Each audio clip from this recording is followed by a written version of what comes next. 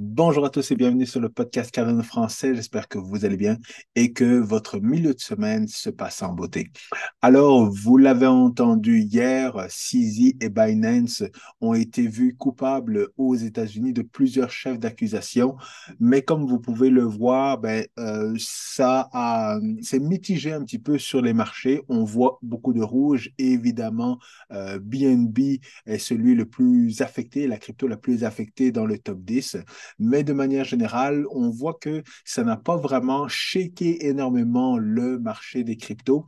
Mais je pense que avec beaucoup de raisons, parce que, évidemment, CZ était quelqu'un de très connu. Il était le CEO du plus gros exchange au monde de crypto-monnaies. Et comme on va le voir dans cette vidéo, eh bien, on peut voir que dans le fond, ce pourquoi il a été accusé et tout ce qui a été fait, c'est pas grand-chose finalement dans tout ce qui s'est passé dans les derniers 12 mois, dans la dernière année là, à Cryptoland, là. Donc, malheureusement, je suis quand même assez triste de ce qui s'est passé. Évidemment, il y a des fautes qui ont été faites au niveau de CZ comme CEO et puis de Binance, mais c'est ça. On ne peut pas négliger l'apport qu'il a eu dans le marché des cryptos, dans l'industrie. Et malheureusement, il y a le gars de Shark Tank, là, j'ai oublié le gars de Shark Tank, puis le supporter de FTX et de Sam Bankman-Fried, qui doit être très content parce que c'était quelque chose justement qu'il avait annoncé, là, que c'était pas fini la guerre entre lui et CZ. Alors voilà, c'est quand même une triste nouvelle, mais je voulais quand même faire une rapide vidéo parce que il y a quand même beaucoup de choses que je voulais vous mentionner là-dessus. Mais si on regarde au niveau justement du prix de Bitcoin, on voit que justement, ça ne l'affecte pas énormément là. On voit une chandelle là, mais on voit que ça remonte. On est toujours, encore une fois, dans ce channel montant. Et dans le fond, il n'y a pas tant d'inquiétude que ça parce qu'on sait qu'il y a beaucoup de bonnes nouvelles encore qui vont arriver et qui vont finalement être utilisées. On va utiliser justement ce remaniement, ce ménage-là au niveau justement des institutions des cryptos pour pouvoir annoncer finalement des nouvelles régulations, un nouvel encadrement des crypto-monnaies qui va faciliter finalement l'adoption de l'ETF et des crypto-monnaies par la suite. Donc, on le voit ici, Bitcoin n'est pas vraiment affecté par rapport à ça. Je ne parlerai pas beaucoup de Cardano. Je ne veux même pas en parler parce que je pense que c'est pas le sujet. Je vous garde ça pour la prochaine vidéo parce qu'il y avait une petite erreur que j'avais faite et que je voulais vous partager. Mais pas de problème, je vous garde ça pour une autre vidéo. Donc, vous l'avez entendu, le CEO de Binance, CZ, va devoir payer 50 millions de sa propre poche parce que justement il est coupable et qu'il a eu une entente avec le gouvernement américain. Alors, il faut savoir que 50 millions pour lui, c'est rien du tout. C'est l'équivalent de 20 euros pour vous et 20 dollars pour moi. Donc, ce qu'il faut savoir, c'est... Et c'est ça que justement, c'est ça que je me rends compte. C'est que tout le médiatique qu'il y a justement avec cette situation-là, avec le tapage médiatique qu'il y a avec CZ, Binance, et qu'ils se trouvent, ils sont coupables, mais ils ont une entente avec justement les régulateurs américains et qui doivent finalement payer de l'argent et pas passer beaucoup de temps derrière les barreaux. Eh bien, tout ça démontre comment fonctionne finalement le système financier. Donc là, on voit évidemment que s'il va payer un 50 millions, c'est rien pour lui. Il risque de passer un petit peu de temps en prison, mais encore une fois, pas grand-chose, parce que si on se base justement sur, j'ai oublié son nom, c'était le CEO je m'excuse, j'oublie les noms, il est un petit peu tard ici, là, le CEO de BitMEX, Arthur Hayes, qui lui aussi avait été trouvé coupable de plusieurs accusations, blanchiment d'argent et d'autres choses. Et finalement, il avait même, tu sais, le gouvernement américain le poursuivait dans plusieurs pays, il ne révélait pas où est-ce qu'il était, mais finalement, à un moment donné, il a dû se rendre aux aux autorités américaines, mais on voit qu'il a passé son deal, il a toujours des parts justement dans Bitfinex, exactement la même chose que CZ va continuer à avoir des parts dans Binance. Il ne pourra plus diriger la compagnie, mais il pourra continuer justement à bénéficier justement de toutes ces BNB tokens et ainsi de suite et continuer à avoir une très belle vie. Donc, je sais que Arthur Hayes, lui aussi, vit une très belle vie. Il n'a aucun problème. Il fait ses petites affaires. C'est plus un CEO. Il n'a plus une vie aussi stressante qu'avant. Et il continue justement à publier beaucoup de contenu. C'est justement le contenu sur lequel je m'étais basé pour faire les vidéos sur la macroéconomie et l'influence que ça a au niveau des crypto-monnaies. Donc, pour CZ, ça va être relativement la même chose. On voit que justement, dans les différentes, ce qu'il a, pour ceux pourquoi il a été accusé, donc money laundering, malheureusement ne pas avoir fait assez de, mis en place des règles pour éviter justement d'avoir le money laundering, donc éviter justement le financement terroriste parce que d'après des enquêtes auprès du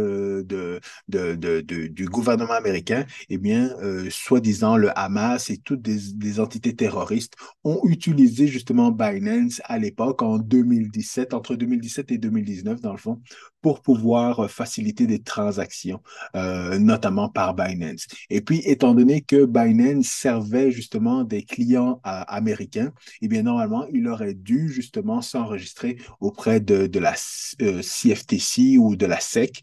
Et comme et ça, c'est encore une fois, c'est quelque chose que j'ai appris justement en écoutant le Cardano Summit, parce que dans le Cardano Summit, que j'avais dit au niveau des régulations, il y avait eu un panel au niveau des régulations, régulation aux États-Unis, régulation en Europe et régulation en Asie. La partie Asie n'était pas là. Mais ce que la personne disait, la personne d'IOHK disait que dans le fond, peu importe la compagnie, peu importe où est-ce que la compagnie est établie, ce n'est pas oui, il y a les régulations du pays où se trouve la compagnie, mais étant donné que vous offrez des services financiers ou des services en crypto-monnaie partout dans le monde, eh bien, vous devez appliquer justement les règles et les lois des pays où se trouvent vos différents clients. Et c'est ce qui est arrivé au niveau de Binance. Ils n'ont pas respecté les lois américaines parce qu'ils auraient dû s'enregistrer auprès de la SEC, s'enregistrer auprès de CFTC et ainsi de suite pour offrir des services financiers justement à leurs clients américains. Ce qu'ils ont fait en 2017, lorsqu'ils ont parti leur ICO, ils acceptaient tout le monde, ils ne faisaient pas de KYC. Et à un moment donné, quand ça a commencé à devenir un petit peu chaud pour eux, ils ont commencé à sentir un petit peu la chaleur du gouvernement américain, ils ont dit qu'ils allaient arrêter justement de servir les clients américains. Sauf qu'apparemment, ils ont continué à servir certains clients qui avaient beaucoup les poches pleines. Fait qu'à ce moment-là, ben, ils n'ont pas respecté justement cette entente-là. Et c'est ce qui a fait en sorte que justement, 5 ans plus tard, eh bien là maintenant, justement, ils se trouvent dans une situation pénible. Et encore une fois que CZ doit payer un certain montant d'argent. Au niveau de Binance, c'est la même chose. 4 milliards de dollars quand même qu'ils vont devoir payer aux autorités américaines. Mais encore une fois, et comme je vous le dis, en analysant cette affaire-là, je me rends compte que beaucoup de compagnies et d'institutions financières ont payé beaucoup plus justement que Binance au gouvernement américain. Donc, ils ont dû payer parce qu'ils ont été coupables de plusieurs crimes et ils ont eu une entente et personne n'a été en prison, personne, c'est pas nécessairement passé dans les journaux, mais là, on voit encore une fois que justement, les autorités ont enquêté, ils sont remontés jusqu'à 2018. On voit que justement, comme ils le disent, ils ont préféré la croissance à la conformité. Bien évidemment, parce que lorsqu'ils ont parti leur ICO en 2017, c'était le Far West et il n'y avait pas nécessairement d'encadrement légal. Donc, c'est sûr qu'ils ont justement fait les coins ronds, comme on dit au Québec, pour justement aller vite, profiter de la croissance, profiter du momentum et devenir finalement le plus gros exchange au monde.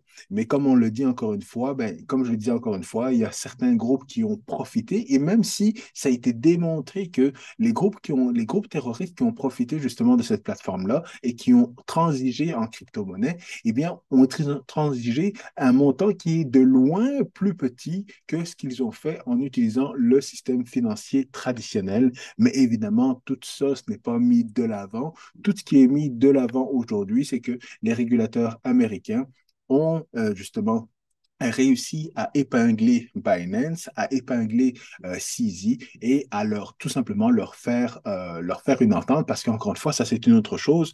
Pourquoi personne ne va aller en prison? Parce qu'ils ont compris, les régulateurs américains ont compris que Binance était le plus gros exchange dans le monde et s'ils commençaient justement à être trop draconiens dans les décisions dans les décisions et dans la sentence, à ce moment-là, ben, ça risquait de faire cracher le marché des cryptos et plusieurs, justement, clients américains, parce que le but finalement de la SEC et de la CFTC et ainsi de suite, c'est de protéger les clients américains et justement en faisant un crackdown, donc en poursuivant toutes les compagnies, en faisant tomber le joueur le plus gros sur le marché des cryptos, eh bien, c'est sûr que tout le monde, notamment les clients américains, risquent de perdre gros. Donc, c'est pour ça qu'ils ont allégé les choses et qu'ils ont dit, payez-nous de l'argent et finalement, on va vous laisser tranquille, on va pas appuyer sur la blessure pour vous faire mal. On va juste mettre un petit pansement et puis ça va être bon. Et pour vous dire que c'est pas la première fois que ça arrive, le 4 milliards de dollars qu'ils doivent payer, c'est le septième, je l'ai vu, c'est le septième plus gros montant qui a dû être payé. Et comme vous le savez, voyons, Binance ne va pas fermer, CZ ne va pas aller en prison. C'est sûr que il y a plusieurs choses, et ça, je pense que ça a été mentionné là, c'est que dans le fond, dans l'entente, dans le fond, Binance doit recourir justement à un observateur pendant 3 ans. Fait que pendant 3 heures, Binance doit démontrer qu'ils appliquent justement la compliance et qui mettent justement et qu'ils appliquent toutes ces règles de anti-money laundering, anti-terrorist financing et toutes ces obligations-là. Pendant 3 ans, il y a quelqu'un qui va les observer, qui va s'assurer justement qu'ils il respectent ces lois-là. Et puis après ça, ben, ça va être beau. Pour Sisi, il ne peut pas avoir d'activité ou il ne peut pas être le CEO pendant un certain nombre d'années, mais après ça, il pourra commencer, repartir en business et ainsi de suite. Et c'est la même chose, encore une fois, pour toutes ces compagnies-là. Donc, vous voyez, Bank of America, ils avaient 30 millions de dollars qu'ils ont dû payer de pénalité. JP Morgan, 13 millions. BNP Paribas, c'est très connu en France, 8 milliards, excusez-moi, c'est des milliards, c'est pas des millions. Donc 30 milliards, 13 milliards, 8 milliards, Deutsche Bank, 7 milliards, Goldman Sachs, 5 milliards, Credit Suisse, 5 milliards, Wells Fargo, 3,7 milliards. Donc, toutes ces institutions-là existent encore aujourd'hui. Il n'y en a pas une qui a fermé, il n'y en a pas une dont on a entendu plus de choses que d'autres choses, là. Et donc, Binance, finalement, vient se classer entre Credit Suisse et Wells Fargo, alors que, justement, et c'est ce que Sisi mentionne justement dans son tweet aujourd'hui, ce qui est très important, c'est que le gouvernement américain n'a pas reconnu Binance coupable d'avoir volé les fonds de ses utilisateurs. Le gouvernement américain n'a pas trouvé coupable Binance de manipuler le marché. Les fonds sont toujours safe sur Binance. Malheureusement, on ne peut pas utiliser Binance au Canada, mais dans tous les autres pays, si vous voulez retirer votre argent de Binance, vous le retirez sans problème. Donc, encore une fois, la business est correcte, tout est correct. La seule chose, c'est que justement, maintenant, eh bien, il va falloir qu'ils suivent les règles du gouvernement américain Et encore une fois, comme vous voyez, la box mining que je suis et beaucoup de YouTubers, le marché des cryptos, l'industrie des cryptos et de la blockchain trouve ça bullish. Pourquoi trouve ça bullish? Parce que finalement, ça rééquilibre les pouvoirs au niveau justement des exchanges et ainsi de suite. Binance ne sera plus le plus gros exchange. Maintenant, il y aura justement un meilleur équilibre entre Binance, Kraken, entre KuCoin, Coinbase et ainsi de suite. Donc voilà, finalement, c'est un rééquilibre qui fait en sorte qu'on peut repartir de plus belle dans ce bull run et oublier tout ce qui s'est passé parce qu'encore une fois, c'est rien. Ce pourquoi ils sont accusés, c'est rien par rapport à ce qui s'est passé à FTX. Comme je vous le dis, là, l'impact n'est pas aussi grand que ce qui s'est passé par rapport à FTX, à Celsius et ainsi de suite, là. Donc, encore une fois, c'est personnellement, je suis vraiment triste pour Binance et vraiment triste pour CZ, mais malheureusement, évidemment, quand on enfreint les lois, eh bien, il faut justement, comme il le dit, là, faut être responsable, il faut admettre qu'il a eu tort et que finalement, il s'est fait prendre. Bon, ben, c'est ça. Pour l'écosystème, ça ne change pas grand-chose, mais évidemment, c'est pas une situation très plaisante. Et encore une fois, ça donne pas une très, très bonne image pour le marché des cryptos, pour le monde. Mais ce que vous allez pouvoir dire lorsqu'on va vous en parler, parce que c'est sûr on va vous en parler, que vous soyez aux États-Unis, en France, en Belgique et partout, là, eh bien, vous pourrez dire aux gens, dans le fond, que ce qui s'est passé par rapport à Binance, c'est pas quelque chose qui est propre aux crypto-monnaies, c'est pas quelque chose qui est propre justement au Far West et que c'est juste un marché qui n'est pas régulé et qui n'est pas encadré légalement et tout ça. Les régulations arrivent, ça va devenir de plus en plus précis. Et encore une fois, il y a beaucoup de compagnies que vous connaissez partout dans le monde et ainsi de suite, là, qui ont eu le même genre de situation et qui sont toujours en business aujourd'hui. Alors voilà, une courte vidéo justement pour vous parler de tout ça. Je pensais que c'était très important parce qu'encore une fois, et moi, je suis là depuis 2016, depuis 2017. Tout ce qui s'est passé avant ça, c'était de l'histoire pour moi que j'ai appris, que j'ai pris connaissance et que finalement, j'ai vu que tous les défis qu'il y a eu dans le passé, eh bien, Bitcoin a continué d'augmenter. Tous les défis que nous avons vécus dans la dernière année, ça va être de l'histoire pour tous ceux qui vont arriver justement en 2024, 2025, 2026, 2027 jusqu'à 2030. Et même en 2030, on se rappellera, waouh, à un moment donné, on a survécu à Binance, on a survécu à Celsius, on a survécu à FTX et maintenant, nous sommes tous milliardaires sur nos yachts. Donc, voilà. Je vous laisse là-dessus. Je vous souhaite une bonne continuation dans votre semaine. À très bientôt. Peace.